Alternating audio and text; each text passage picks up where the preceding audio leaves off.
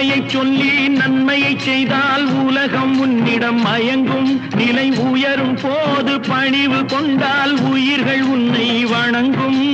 உண்மை என்பது அன்பாகும், பெரும் பணிவு என்பதும் பண்பாகும்.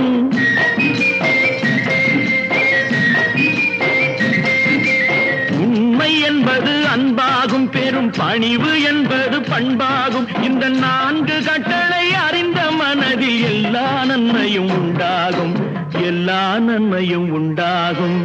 6 மனமே 6 அந்த ஆண்டவன் கட்டளை 6. 6 மனமே 6 அந்த ஆண்டவன் கட்டளை 6.